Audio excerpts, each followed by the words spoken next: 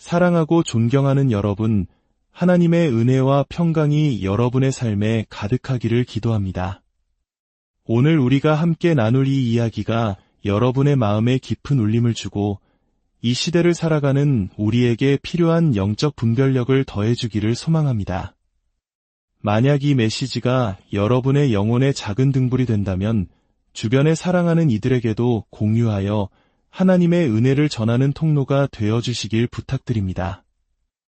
여러분의 구독과 공유는 이 어두운 시대에 진리의 빛을 비추는 귀한 사역에 동참이 될 것입니다. 우리 인류는 지금 역사상 가장 극적인 전환점의 가장자리에 서 있습니다. 우리 주변에 세워지고 있는 시스템들은 단순히 우연의 산물이거나 삶의 편의를 위한 도구가 아닙니다. 경제의 중앙 집중화부터 사회 전반을 아우르는 감시 기술에 이르기까지 이 모든 것은 성경에서 가장 두렵게 예언된 한 사건의 기초를 다지고 있을지도 모릅니다. 바로 적그리스도의 등장과 짐승의 표의 강제입니다. 수천 년의 시간을 관통하는 질문이 바로 여기에 있습니다. 과연 모든 나라가 그 앞에 무릎을 꿇게 될 것인가? 아니면 그 거대한 속임수에 맞서 저항하는 이들이 일어설 것인가? 오늘 우리는 성경의 예언과 역사적 선례, 그리고 현대 지정학적 흐름을 바탕으로 마지막 때에 나타날 잠재적인 저항의 모습을 그려보고자 합니다. 요한계시록은 전능한 단 한 명의 지도자, 즉 적그리스도가 지배하는 미래에 대한 놀랍고도 엄중한 비전을 제시합니다. 그는 단순히 정치적, 경제적 충성을 넘어 영적인 충성까지 요구할 것입니다. 이것은 단순한 상징이나 종교적 은유가 아닙니다. 자유가 강압으로 대체되고 개인의 신앙이 전 지구적 규모로 시험받게 될 시대에 대한 예언적 경고입니다. 요한계시록 13장 16절에서 17절은 사도 요한이 목격한 이 섬뜩한 현실을 이렇게 묘사합니다. 그가 모든 자 곧 작은 자나 큰 자나 부자나 가난한 자나 자유인이나 종들에게 그 오른손에나 이마에 표를 받게 하고 누구든지 이 표를 가진 자 외에는 매매를 못하게 하니 이 예언의 말씀은 단지 금융적 제재에 대한 것이 아닙니다. 이것은 완벽한 사회 통제를 의미합니다. 음식을 사고 월급을 받고 집세를 내는 등 기본적인 상거래에 참여하는 능력 자체가 이 표를 받는 것에 달려있게 될 것입니다. 그리고 이 표는 경제 통합의 상징 그 이상입니다.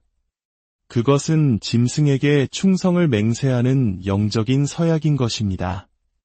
놀랍게도 우리는 이미 그러한 시스템의 초기 단계가 형성되는 것을 목격하고 있습니다. 실물 화폐는 점차 사라지고 있으며 추적되고 제한될 수 있으며 심지어는 특정 개인의 계좌를 동결시킬 수도 있는 디지털 화폐로 대체되고 있습니다. 동시에 감시 기술은 우리 일상생활의 당연한 일부가 되어가고 있습니다. 공공장소의 안면 인식 기술부터 은행 및 유료 분야의 생체 인증 기술에 이르기까지 우리의 모든 정보는 거대한 데이터베이스에 축적되고 있습니다. 이러한 기술적 발전과 더불어 세계경제포럼이나 유엔과 같은 글로벌 기구들은 경제, 환경, 보건 등 다양한 위기를 촉매제로 삼아 중앙 집중화된 거버넌스를 점점 더 강력하게 옹호하고 있습니다. 한때 상상조차 할 수 없었던 일들이 이제는 현실이 되고 있습니다. 마지막 때를 위한 예언적 인프라는 더 이상 먼 미래의 이야기가 아닙니다. 그것은 지금 이 순간에도 실시간으로 세워지고 있으며 성경이 예언한 통제 시스템을 세상이 받아들이도록 조용히 길들이고 있습니다. 요한계시록에서 가장 많은 논쟁과 오해를 낳는 상징 중 하나가 바로 짐승의 표입니다. 많은 사람들이 이 표가 없이는 사고 팔 수 없다는 경제적 측면에만 집중하지만 성경은 이 표가 단순한 결제 시스템이나 디지털 신분증을 훨씬 뛰어넘는 것임을 분명히 밝히고 있습니다.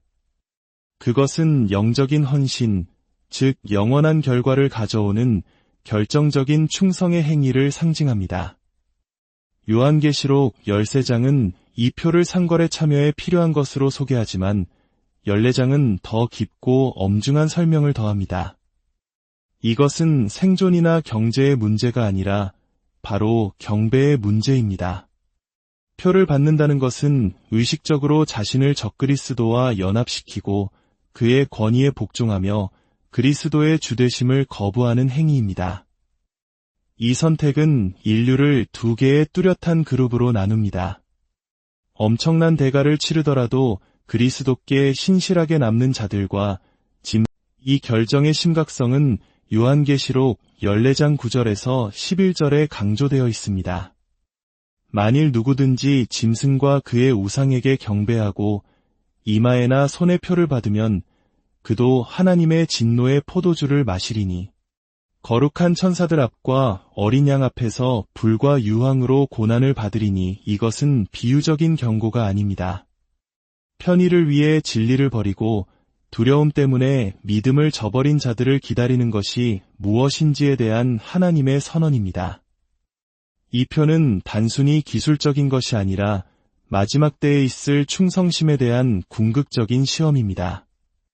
그리고 그 대가는 이보다 더 높을 수 없습니다. 타협한 자들에게는 영원한 심판이, 신실한 자들에게는 영원한 상급이 기다리고 있습니다. 적그리스도는 정치, 상업, 종교를 장악하며 전례 없는 세계적 권력을 행사하겠지만 성경은 그의 통치가 완전히 도전받지 않는 것은 아님을 시사합니다. 많은 이들이 그의 영향력 아래 놓이겠지만 모든 국가나 지도자가 항복하지는 않을 것입니다. 정치적 야망, 국가적 이러한 저항에 대한 가장 명확한 성경적 지표 중 하나는 다니엘서 11장 40절에서 44절에서 찾아볼 수 있습니다. 마지막 때에 남방왕이 그와 힘을 겨룰 것이요 북방왕이 병거와 마병과 많은 배로 회오리 바람처럼 그에게로 마주와서. 이 구절은 마지막 날에 벌어질 극적인 대결을 묘사하는데 이는 상징적인 성격이 아니라 지정학적인 범위의 실제 충돌입니다. 남방왕과 북방왕에 대한 언급은 적그리스도에게 직접적으로 반대하는 실제 국가나 동맹을 의미합니다. 이 왕들은 수동적인 관찰자가 아니라 그가 세우려는 단일 세계 체제에 흡수되기를 거부하며 세계적인 분쟁에 적극적으로 참여하는 주체들입니다. 그들의 동기는 다양할 수 있습니다. 어떤 이들은 국가 주권이나 군사적 우위를 유지하려는 열망 때문에 저항할 수 있습니다. 다른 이들은 깊이 뿌리내린 이념적 또는 종교적 반감으로 적그리스도를 거부할 수 있습니다. 또 다른 이들은 단순히 그를 자신의 야망에 대한 위협으로 인식할 수도 있습니다. 성경이 적그리스도에게 반대할 국가들의 명단을 직접 제공하지는 않지만 현재의 세계 정세와 결합하여 어떤 국가들이 저항의 편에 설지 추측해 볼 수 있는 단서들을 제공합니다. 에스겔 38장과 39장에 나오는 예언은 마지막 날의 전쟁을 일으키기 위해 먼 북쪽에서 일어나는 마곡 땅의 고기 이끄는 강력한 연합을 묘사합니다. 많은 성서학자들은 지리적 지표와 세계적인 군사 강국으로서의 지속적인 존재감 때문에 이 북방 세력을 현대의 러시아와 동일시해왔습니다. 러시아는 서구의 세계주의적 의제에 저항하는 것으로 알려져 있으며 종종 국가 주권, 군사적 독립, 그리고 특히 러시아 정교회를 통해 전통적 가치를 옹호합니다. 이러한 입장은 중앙집권화된 단일 세계 정부에 자연스럽게 반대하게 만들어 적그리스도의 통합 시스템에 대한 지정. 또한 요한계시록 12장 14절은 환난 기간 동안 여인이 광야로 피하기 위해 큰 독수리의 두 날개를 받는다고 말합니다. 일부 해석가들은 이것이 환난 기간 동안 이스라엘을 보호하는 미국의 역할을 암시한다고 생각합니다. 독수리는 오랫동안 미국의 상징이었기 때문입니다. 추측에 불과하지만 이 상징적인 해석은 예언학자들 사이에서 설득력을 얻고 있으며 미국의 역할에 대한 몇 안 되는 성경적 연결고리 중 하나를 제공합니다. 성경 예언에 언급된 모든 국가들 중에서 이스라엘은 인류를 위한 하나님의 구속 계획에 부인할 수 없는 중심지로 서 있습니다. 다니엘 9장 27절은 마지막 때 사건의 중추적인 순간을 드러냅니다. 적그리스도는 이스라엘과 7년 언약을 맺을 것이며 이 평화협정은 중간에 깨져 극심한 박해. 그러나 이러한 속임수에도 불구하고 이스라엘의 운명은 완전한 복종이 아닙니다. 요한계시록 12장 6절은 이스라엘이 하나님께서 예비하신 광야의 한 곳으로 옮겨져 1260일 동안 보호받는 신적인 구출을 묘사합니다. 다니엘 11장 41절은 오늘날의 요르단에 해당하는 것으로 널리 알려진 에돔, 모압, 암몬 자손의 지도자들이 적그리스도의 통제에서 벗어날 국가들로 언급합니다. 이슬람이 주를 이루는 이들 국가는 서구의 영향력에 비판적이며 자신들의 종교적 전통에 깊이 뿌리를 두고 있어 적그리스도 체제의 영적 요구에 저항할 수 있습니다. 더 동쪽으로 요한계시록 16장 12절은 마지막 날에 동원되는 동방에서 오는 왕들에 대해 말합니다. 많은 학자들은 이것이 중국, 인도 또는 다른 아시아 국가들과 같은 주요 지정학적 강대국을 나타낼 수 있다고 믿습니다. 그들의 저항은 주권을 보존하고 외세의 지배에 저항하려는 욕구에 의해 정치적으로 동기부여될 수 있지만 그들의 반대는 여전히 마지막 때 사건의 전개에 중요한 역할을 합니다. 종합적으로 이 구절들은 적그리스도의 지배가 강력하긴 하지만 보편적이지는 않을 것임을 보여줍니다. 영적, 정치적 반대는 마지막 전투까지 계속될 것입니다.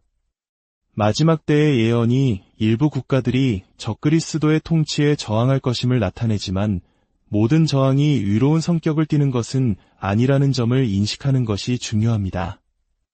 많은 경우 반대는 진리에 대한 사랑이나 하나님에 대한 충성심에서 비롯되는 것이 아니라 자기 보존에 뿌리를 둔 정치적, 문화적 또는 종교적 동기에서 일어날 것입니다. 어떤 나라들은 단순히 국가적 이익이나 자존심을 지키기 위해 저항할 수도 있고 다른 나라들은 자신들의 문화적 정체성을 보존하기 위해 싸울 수도 있습니다.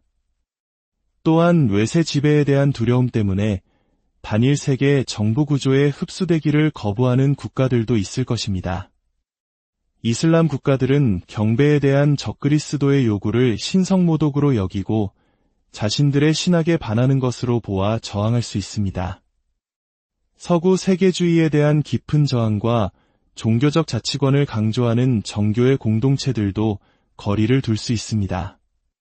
어떤 지역에서는 지하 기독교 운동이 조용하지만 강력하게 일어나 죽음의 위협 속에서도 그리스도께 신실하게 남기를 선택할 것입니다. 그러나 국가가 저항하는 이유와 상관없이 성경은 하나님께서 이들 인구 내에서 신실한 남은 자들을 보존하실 것이라고 확신시켜줍니다.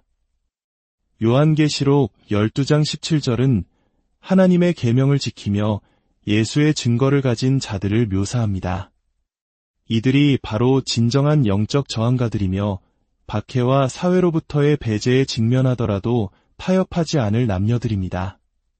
속임수에 무릎 꿇는 세상에서 이 남은 자들은 가장 어두운 날에 하나님의 영광을 증거하며 진리의 햇불처럼 빛날 것입니다. 디지털 시대로 깊이 들어갈수록 적그리스도의 세계 시스템을 위한 기술적 기반이 이미 마련되고 있다는 것이 점점 더 분명해지고 있습니다. 한때 추측에 불과했던 것들이 이제 현대 생활의 거의 모든 측면에 영향을 미치는 급속한 발전을 통해 현실이 되고 있습니다. 오늘날 우리는 안면 인식, 지문 스캔, 홍채 분석을 포함한 생체 인식 시스템의 부상을 목격하고 있습니다. 이러한 도구들은 디지털 지갑 및 결제 앱과 결합하여 전통적인 신분증과 화폐를 서서히 대체하고 있습니다. 이와 병행하여 전 세계 정부와 중앙은행들은 중앙은행 디지털 화폐를 적극적으로 개발하고 테스트하고 있습니다. 이는 누가 자금을 구매, 판매 또는 이전할 수 있는지에 대한 전례 없는 통제를 가능하게 할 수 있는 프로그래밍 가능한 돈입니다.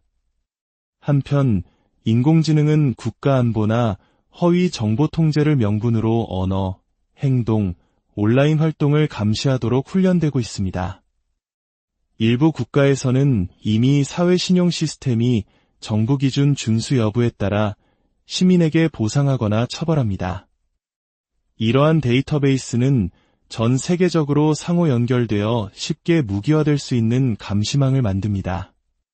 이러한 기술적 융합은 요한계시록 13장 15절에서 17절의 예언, 즉 말하고 경배를 요구하는 짐승의 우상에 대한 예언을 섬뜩하게 반영합니다. 많은 학자들은 이것이 AI 기반 거버넌스 형태나 충성심을 강요하는 데 사용되는 가상 또는 홀로그램 인물을 의미할 수 있다고 제안합니다. 그 정확한 형태가 무엇이든 이 시스템은 복종을 거부하는 모든 사람을 식별하고 처벌할 수 있을 것입니다. 표를 거부하는 사람들은 사회에서 배제되어 은행, 병원, 심지어 음식을 사는 것조차 할 수 없게 될 것입니다. 그러한 시대의 신자들은 전적으로 하나님께 의존해야 하며 초대 교회처럼 생존을 위해 지하 지원 네트워크에 의지해야 할 것입니다. 도전은 크겠지만 견딜 수 있는 은혜 또한 클 것입니다. 짐승의 표를 거부하기로 선택한 사람들에게 앞으로의 길은 쉽지 않을 것입니다. 수능을 거부하는 것은 사회적 배제, 박해, 심지어 죽음이라는 높은 대가를 치르게 될 것입니다. 그러나 성경은 시련으로 가득 찬 이 길이 하나님의 초자연적인 공급과 궁극적인 승리로 특징 지어질 것이라고 확신시켜줍니다.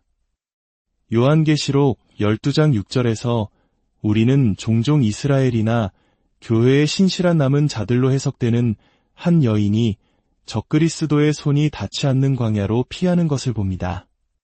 그곳에서 그녀는 1260일 동안 하나님께 양육받으며 혼돈 속에서의 신적인 돌봄의 분명한 상징이 됩니다. 하나님께서 이스라엘 백성에게 광야에서 40년 동안 만나를 공급하셨듯이 그는 환난 기간 동안에도 그의 백성을 부양하실 것입니다. 세상의 시스템이 실패하고 신실한 자들에게 자원이 거부될 때 하늘의 공급은 결코 마르지 않을 것입니다. 그러나 저항하는 모든 사람이 육체적 박해에서 살아남는 것은 아닙니다. 많은 이들이 순교에 직면할 것입니다. 요한계시록 20장 4절은 그들의 운명에 대한 강력한 통찰을 제공합니다. 또 내가 보좌들을 보니 거기에 앉은 자들이 있어 심판하는 권세를 받았더라. 또 내가 보니 예수를 증언함과 하나님의 말씀 때문에 목배임을 당한 자들의 영혼들과 그들이 살아서 그리스도와 더불어 1000년 동안 왕 노릇하니 이들은 목숨을 잃을지 모르지만 훨씬 더 위대한 것, 즉 영원한 생명과 그리스도와 함께 다스리는 권세를 얻을 것입니다. 그들의 죽음은 패배가 아니라 흔들리지 않는 믿음의 선언입니다.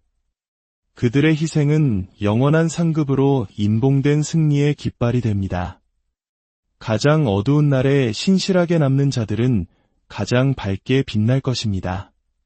그들은 하나님께 부양받고 하늘에서 존귀하게 여겨지며 만왕의 왕과 함께 영원히 다스릴 것입니다.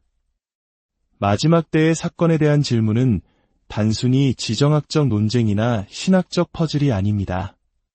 그것은 지극히 개인적인 문제입니다. 다가오는 적그리스도의 시스템은 처음에는 거창한 발표나 극적인 모습으로 나타나지 않을 수 있습니다. 대신 미묘한 타협, 편리한 기술, 그리고 두려움에 기반한 결정들을 통해 점진적으로 전개될 수 있습니다. 일상생활과 영적 배신 사이의 경계가 위험할 정도로 흐려질 수 있습니다. 바로 이것이 성경이 우리에게 영적으로 깨어있으라고 부르는 이유입니다.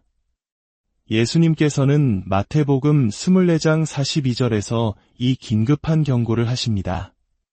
그러므로 깨어있으라. 어느 날에 너희 주가 임할는지 너희가 알지 못함이니라. 예언의 목표는 어떤 나라가 저항할지, 적그리스도가 누구일지, 또는 이 사건들이 정확히 언제 일어날지에 대한 끝없는 추측을 부채질하는 것이 아닙니다. 대신 예언은 우리의 마음을 깨우고 분별력을 날카롭게 하며 우리를 하나님께 더 가까이 이끌기 위한 것입니다. 그것은 우리의 초점을 일시적인 것에서 영원한 것으로 옮기라는 신적인 초대입니다. 빌립보서 3장 20절은 우리의 진정한 충성이 어디에 있는지 상기시켜줍니다. 그러나 우리의 시민권은 하늘에 있는지라 거기로부터 구원하는 자곶주 예수 그리스도를 기다리노니 이것은 우리의 궁극적인 소망이 미국, 러시아, 이스라엘 또는 다른 어떤 나라와 같은 지상의 권력에 있을 수 없다는 것을 의미합니다.